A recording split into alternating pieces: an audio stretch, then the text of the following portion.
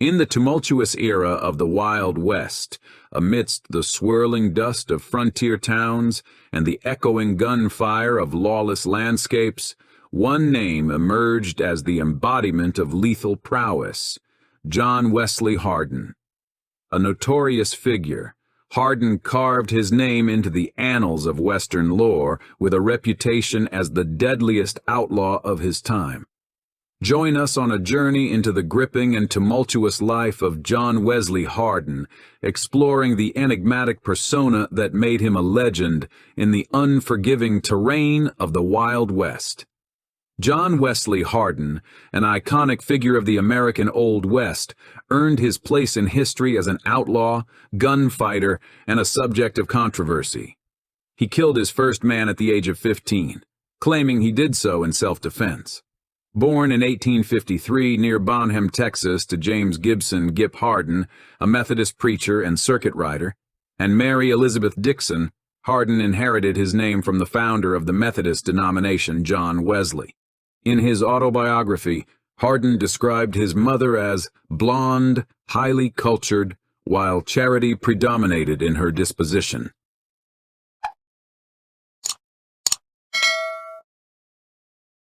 Hardin's father traveled throughout Central Texas on his preaching tour until he settled the family in Sumter, Trinity County, Texas, in 1859. There, he founded and taught at the school attended by John Hardin and his siblings. As the second surviving son among 10 children, Hardin hailed from a politically prominent Southern family. His lineage boasted connections to North Carolina, Congressman Colonel Joseph Hardin, and notable figures in American history, including Congressman Benjamin Hardin and Revolutionary War Colonel John Hardin of Virginia. When the Civil War broke out, Hardin's father assumed the role of a Confederate captain. Notably, in 1862, at age 9, Hardin attempted to run away from home and join the Confederate Army. In 1867, while attending his father's school, Hardin was suddenly taunted by another student, Charles Sloter. Sloter alleged that Hardin was the perpetrator behind defamatory graffiti on the schoolhouse wall, targeting a girl in their class. Hardin refuted the accusation, asserting that Sloter was the true author. The confrontation escalated when Sloter, armed with a knife, lunged at Hardin. In self-defense, Hardin turned the tables, stabbing Sloter with his own weapon and nearly causing fatal harm. Hardin was almost expelled from school because of the incident. In November 1868, when he was 15, Hardin challenged his uncle Holzhausen's former slave, Major Majay Holzhausen, to a wrestling match, which Hardin won. According to Hardin, the following day, Majay ambushed him, shouting and brandishing a stick. In response, Hardin drew his revolver, shooting Majay 5 times. Hardin wrote in his autobiography that he rode to get help for the wounded man, but Majay died 3 days later. Hardin further wrote that his father did not believe he would receive a fair hearing in the Union-occupied state, where more than a third of the state police were former slaves, so he ordered him into hiding. Just a few weeks later, authorities finally discovered Hardin's location, and 3 Union soldiers were sent to capture him. Ignoring warnings from his older brother Joseph, Hardin confronted his pursuers at a creek crossing. Here, Hardin claimed to have shot 2 white men with a shotgun and gunned down a black man with a pistol.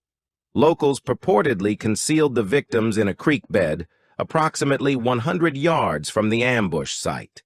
By the fall of 1868, Hardin confidently claimed to have knocked out 4 men and only injured his arm. Aware that a return home meant certain arrest, Hardin, now a fugitive, initially joined forces with outlaw Frank Polk in the Pisgah region of Navarro County, Texas. Polk, having committed the homicide of Tom Brady, attracted the attention of soldiers dispatched from Corsicana, Texas. Hardin escaped, but the soldiers apprehended Polk and jailed him temporarily. During his time in Pisgah, Hardin briefly took up the role of a schoolteacher. In a rather unconventional turn of events, he claimed to have shot a man's eye out, winning a bottle of whiskey in a bet. Hardin also recounted an episode with his cousin, Simp Dixon, asserting that they encountered a group of soldiers, each claiming to have killed a man in the encounter. There were further claims of Hardin being responsible for the death of a black man in Leon County, Texas. On January 5, 1870, in Towash Hill County, Texas, Hardin found himself playing cards with Benjamin Bradley. Hardin won almost every hand, angering Bradley, who threatened to cut out Hardin's liver if he won again. Bradley quickly pulled out a knife and a pistol. Hardin said he was unarmed and excused himself, but claimed that later that night Bradley came looking for him. Bradley allegedly fired a shot at Hardin and missed. In response, Hardin quickly pulled out both of his pistols and returned fire, one shot hitting Bradley in the head and the other in his chest. Dozens of people saw this fight, and from them, there is a good record of how Hardin had used his guns. His holsters were sewn into his vest so that the butts of his pistols pointed inward across his chest. He crossed his arms to draw. Hardin claimed this was the fastest way to draw, and he practiced every day. Eventually, he conceded to having taken the lives of 2 men in Hill County. After killing Bradley, Hardin claimed that when a posse of 15 men came after him, he captured 2 of them and took a shotgun, 2 6-shooters, a rifle, and 2 derringers from his captives.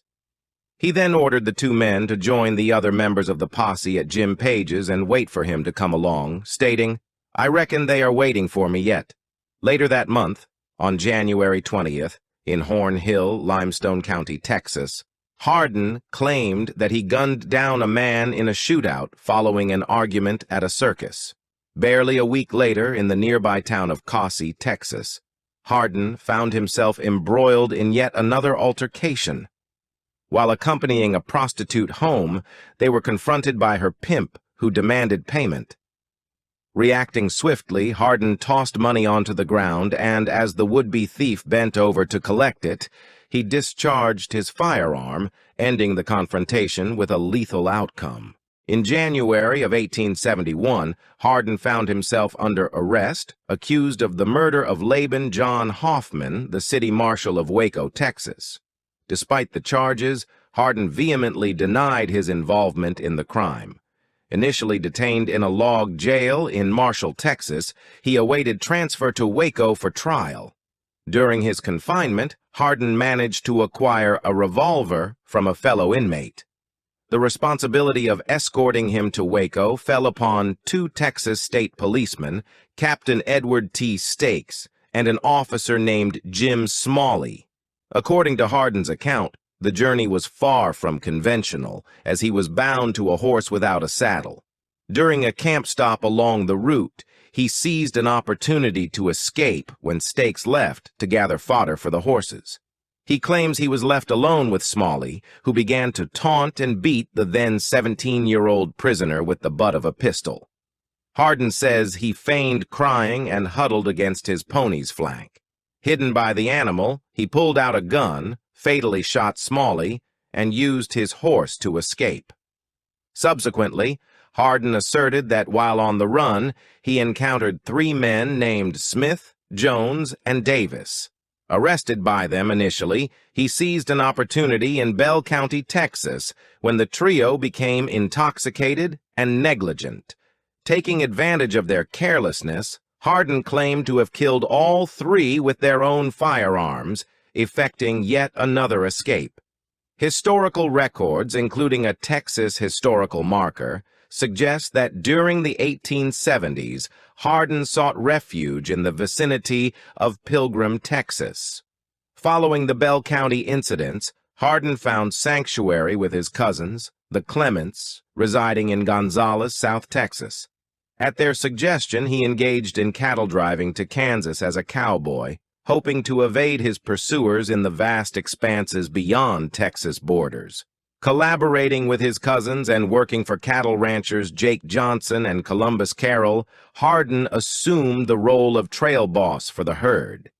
In February 1871, while the herd was being collected for the drive to Kansas, a freedman, Bob King, attempted to cut a beef cow out of the herd.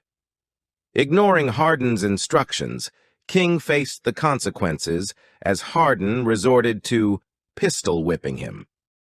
During the same month, Hardin injured 3 Mexicans in an argument over the 3-card Monte card game. Hardin pistol-whipped one man in the head, shot another man in the arm, and shot a third man in the lung. In the summer of 1871, while participating in the cattle drive along the Chisholm Trail to Abilene, Kansas, Hardin reportedly engaged in conflicts with Mexican vaqueros and cattle rustlers. As the drive neared its conclusion, tension escalated when a Mexican herd converged behind Hardin's, leading to difficulties in keeping the two herds separated. Hardin exchanged words with the man in charge of the other herd. Both men were on horseback. Suddenly, the Mexican fired his gun at Hardin, piercing Hardin's hat. Unfortunately for Hardin, his own weapon, a worn-out cap and ball pistol with a loose cylinder, malfunctioned. Disembarking from his horse, he managed to discharge the pistol by steadying the cylinder with one hand while pulling the trigger with the other, successfully hitting the Mexican in the thigh. Following the initial clash, a temporary truce was negotiated, and the parties went their separate ways. However, Hardin borrowed a pistol from a friend and went looking for the Mexican, this time fatally shooting him in the head. This act triggered a firefight between the rival factions, resulting in the claimed deaths of 6 vaqueros, with Hardin asserting responsibility for 5 of the casualties. Subsequent scrutiny suggests this count might be exaggerated, as records indicate 3 Mexican vaqueros lost their lives. During the same cattle drive, Hardin also asserted his involvement in 2 separate incidents where he claimed to have killed Indians. The first occurrence took place on the South Canadian River when an Indian attempted to shoot an arrow at him. In self-defense, Hardin shot the Indian and buried the body carefully to avoid retaliation from the man's tribe. The second incident unfolded at Bluff Creek, Kansas, when Indians sought to impose a tax on the cattle. In response, Hardin confronted an Indian he accused of stealing his silver bridle, striking him over the head. He then repelled a war party by shooting a second Indian who had allegedly killed a beef cow. After reaching Abilene, Hardin asserted that a dispute erupted in a local restaurant between him, accompanied by a companion named Payne, and an individual harboring anti-Texan sentiments. The altercation resulted in Payne sustaining an arm injury, while the adversary found himself struck in the mouth by a bullet from Hardin's firearm. In the aftermath, Hardin hastily departed Abilene, seeking refuge along the Cottonwood Trail. On July 4, 1871, a Texas trail boss named William Corrin met his demise on the Cottonwood Trail, located 40 miles south of Abilene. The perpetrator, an unnamed Mexican, fled south but was later confronted and killed by 2 cowboys in a Sumner County, Kansas, restaurant on July 20th.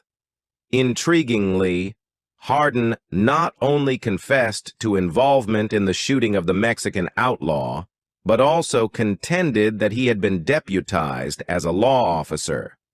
For assisting in the capture of notorious criminal John Doe, Hardin claimed to have received a reward from Texas cattlemen. The Bull's Head Tavern in Abilene, Kansas, had been established as a partnership between ex-lawman Ben Thompson and gambler Phil Coe. Their establishment bore a provocative advertisement, a depiction of a bull with a prominently erect penis. Townspeople, disapproving of the provocative imagery, lodged complaints with the town marshal, Wild Bill Hickok. Unyielding in their stance, Thompson and Coe resisted Hickok's request to remove the controversial artwork, prompting the marshal to take matters into his own hands. Infuriated, Thompson tried to incite his new acquaintance, Hardin, by exclaiming to him, "He's a damn Yankee. Picks on rebels, especially Texans, to kill." Responding to Thompson's provocation, Hardin, then operating under the alias Wesley Clemens, but locally recognized as Little Arkansas, exhibited a surprising respect for Hickok. When urged by Thompson to take action against Hickok, Hardin retorted, "If Bill needs killing, why don't you kill him yourself?" Later that night, Hickok confronted Hardin, noting that he was violating town ordinance by carrying guns. Hickok ordered Hardin to surrender his firearms, a request that Hardin complied with, albeit in a dramatic fashion. Hardin reached down, picked his revolvers up from the holsters, and handed the guns to Wild Bill butts forward, then swiftly rolled them over in his hands, and suddenly Wild Bill was staring right into their muzzles. However, both men did back down. Unaware of Hardin's wanted status, Hickok advised him to avoid trouble in Abilene. Their paths crossed again during a cattle drive in August 1871. Surprisingly, Hickok permitted Hardin to carry his pistols into town, a privilege rarely extended to others. For his part, Hardin, still using his alias, was fascinated by Wild Bill and was amused to be seen intimately involved with such a famous gunman. In a striking turn of events, Hardin alleged that, at his request, Hickok orchestrated the escape of his cousin, Manon Clements, who was incarcerated for the killing of two cowhands, Joe and Dolph Shadden, in July 1871. Soon after, on August the 6th, 1871, Hardin, accompanied by his cousin Gip Clements and rancher friend Charles Cougar, lodged at the American House Hotel following a night of gambling. Clements and Hardin shared one room, with Cougar in the adjacent room. All three had been drinking heavily. In the course of the evening, Hardin, disturbed by Cougar's loud snoring, initially attempted to rouse him by shouting. Frustrated by the lack of response, a drunken Hardin recklessly discharged several bullets through the shared wall, ostensibly to wake Cougar. Tragically, one of the bullets struck Cougar in the heart, resulting in instant death. While Hardin might not have intended to kill Cougar, his actions violated a city ordinance prohibiting gunfire within city limits. Half-dressed and still drunk, Hardin and Clements made a hasty exit through a second-story window onto the hotel roof, just as Wild Bill Hickok and 4 policemen arrived on the scene. "Now I believed," Hardin wrote, "that if Wild Bill found me in a defenseless condition, he would take no explanation, but would kill me to add to his reputation." A newspaper reported, "A man was killed in his bed at a hotel in Abilene Monday night by a desperado called Arkansas. The murderer escaped. This was his 6th murder." Monday night, as reported by the newspaper, would have been August 7th, 1871, not August 6th. In an attempt to evade capture, Hardin leapt from the roof to the street below and sought refuge in a haystack for the remainder of the night. Subsequently, he stole a horse and rode to a cow camp located 35 miles outside of town. According to Hardin, he ambushed lawman Tom Carson and 2 other deputies at the cow camp. While he claimed not to kill them, he asserted that he forced them to take off all their clothes and return to Abilene. The next day, Hardin departed for Texas, vowing never to return to Abilene. The incident earned Hardin a reputation as a man so mean he once shot a man for snoring. In later years, Hardin, perhaps exasperated by the embellishments surrounding his deeds, casually addressed the episode, lamenting, "They tell lots of lies about me," he complained. "They say I killed 6 or 7 men for snoring. Well, it ain't true. I only killed 1 man for snoring." Later, in his contradictory 1896 autobiography, Hardin completely omitted the snoring man from the story and he related not only a wrong date, July 7th, instead of August 6th, but claimed the shooting was a case of self-defense, saying that the man he killed had first tried to stab him with a dirk and was a burglar who tried to make off with his pants. Subsequent to his escape, Hardin claimed involvement in several gunfights. On October 6, 1871, he faced off against 2 Texas special policemen and 2 freedmen, resulting in the death of Green Paramore and the injury of John Lackey. Post-October 1871, a black posse from Austin pursued Hardin for Paramore's killing, but, according to Hardin, retreated wiser after he ambushed and killed 3 of them. In May 1872, approximately 45 miles outside Corpus Christi, Texas, Hardin confronted 2 Mexicans following him, shooting one off his horse while the other retreated. On June 19, 1872, Hardin was involved in a gunfight in Willis, Texas. On July 26, 1872, Hardin wounded Texas State Policeman Sonny Spites in the arm with a Derringer pistol in Hemphill, Texas. In early 1872, Hardin was in south-central Texas, in the area around Gonzales County. Around this period, he entered into matrimony with Jane Bowen and formed a close association with her brother, Robert Bowen, who was involved in cattle rustling. During his time in the region, Hardin rekindled ties with some of his cousins aligned with the Taylor family, a local clan engaged in a long-standing feud with the Sutton faction. On August 7, 1872, Hardin was wounded by a shotgun blast during a gambling dispute at the Gates Saloon in Trinity, Texas. Phil Sublett, who had incurred losses to Hardin in a poker game, fired the shot. 2 buckshot pellets pierced Hardin's kidney, casting doubt on his survival. While recuperating, Hardin contemplated a more settled life. After surrendering to Sheriff Reagan, brother of John Henninger Reagan of Cherokee County, Texas, he was wounded in the right knee by an accidental gunshot from a nervous deputy. Hardin made a sickbed surrender to authorities, handing over his guns to Sheriff Reagan and asking to be tried for his past crimes in order to clear the slate. However, when Hardin learned how many murders Reagan would charge him with, he quickly changed his mind. A relative smuggled a hacksaw to Hardin, who escaped after cutting through the bars of a prison window. Despite a guard of 6 men, he managed to escape from the Gonzales County, Texas jail, prompting a $100 reward for his arrest. On May 15, 1873, Jim Cox and Jake Christman fell victim to the Taylor faction at Tumlinson Creek. Although Hardin had recovered from his injuries sustained in Sublett's attack, he neither confirmed nor denied reports suggesting his involvement in the confrontations, leading to the deaths of Cox and Christman. As I have never pleaded to that case, I will at this time have little to say. Hardin's main notoriety in the Sutton-Taylor feud came from his part in the killing of 2 lawmen known to be Sutton family allies.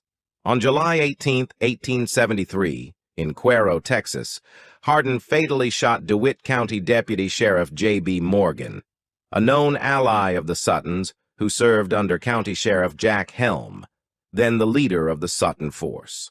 Later that same day, Hardin confronted and killed Helm in the town square of Albuquerque, Texas. Fleeing once again in June 1873, Hardin played a role in assisting his brother-in-law, Joshua Bowen, in escaping from the Gonzales County, Texas jail, where Bowen was held on a murder charge dating back to 1872. Hardin was purportedly involved in the killing of Thomas Holderman during this jailbreak. On March 11, 1874, tensions in the Sutton-Taylor feud escalated when Jim and Bill Taylor gunned down Billy Sutton and Gabriel Slaughter on a steamboat platform in Indianola, Texas. Tired of the feud, the 2 planned to leave this place forever. Hardin openly admitted his and his brother Joseph's involvement, alongside both Taylors, in the fatal shootings. After a brief visit to Florida, where he claimed to have been involved in 3 incidents against Negroes, Hardin met with his wife, Jane, and their young daughter, with whom he had relocated under the assumed name Swain. Celebrating his 21st birthday on May 26, 1874, Hardin gathered with his gang in a Comanche, Texas saloon. Spotting Brown County Deputy Sheriff Charles Webb entering, Hardin asked if Webb intended to arrest him. Upon Webb's denial, Hardin invited him for a drink. However, according to Hardin, Webb drew his gun, prompting a warning from one of Hardin's men. In the ensuing gunfight, Webb was fatally shot. Reports suggested that Webb was killed as he attempted to serve an arrest warrant for one of Hardin's associates. Among the accomplices in the shooting were Hardin's cousin Bud Dixon and Jim Taylor. The death of the popular Webb resulted in the quick formation of a lynch mob. To ensure their safety, Hardin's parents and wife were placed under protective custody, while his brother Joe and two cousins, Bud and Tom Dixon, were apprehended on existing warrants. In July 1874, a local group forcibly entered prison, leading to the arrest of Joe and the Dixon brothers. Following this harrowing event, Hardin and Jim Taylor severed ties permanently. Hardin asserted that he successfully repelled 2 attempts on his life by individuals associated with the ongoing feud, resulting in the death of an assailant in each encounter. On November 18, 1875, a tragic incident unfolded in Cuero as Reuben Brown, the former marshal of Cuero, Texas, and a key figure in the Sutton faction, was shot and killed by 5 men. The victims included Tom Freeman, an African-American, with another individual sustaining injuries. In Hardin's autobiography, he made only 2 passing references to Brown. He noted that Rube Brown had arrested William Taylor, whom he subsequently sent to trial in Galveston, Texas. Additionally, Brown was mentioned as one of the leaders in a Sutton posse actively pursuing Hardin in Gonzales County, Texas. The extent of Hardin's direct or indirect involvement in Reuben Brown's killing remains unclear, as his life story provides no further details on this incident. On January 20, 1875, the Texas legislature granted Governor Richard B. Hubbard the authority to offer a $4,000 reward for the apprehension of John Wesley Hardin. A Texas Ranger operating undercover, Jack Duncan, intercepted a letter sent to Hardin's father-in-law from Hardin's brother-in-law, Joshua Robert Brown Bowen. The letter revealed that Hardin was concealing himself at a lumber yard on the Alabama-Florida border, utilizing the alias John or James W. Swain. Hardin, in his autobiography, conceded to adopting this pseudonym from Brenham, Texas, Town Marshal Henry Swain, who had married Hardin's cousin Molly Parks. In March 1876, Hardin wounded an individual in Florida who attempted to mediate a dispute between him and another man. By November 1876, in Mobile, Alabama, Hardin faced a brief arrest for possessing marked cards. Around mid-1877, 2 former slaves of Hardin's father, Jake Menzel and Robert Borup, endeavored to apprehend Hardin in Gainesville, Florida. Hardin responded by fatally injuring one and causing blindness in the other.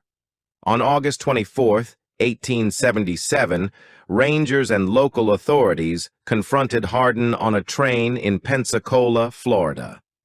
During the encounter, Hardin, attempting to draw a .44 Colt cap-and-ball pistol, found it entangled in his suspenders.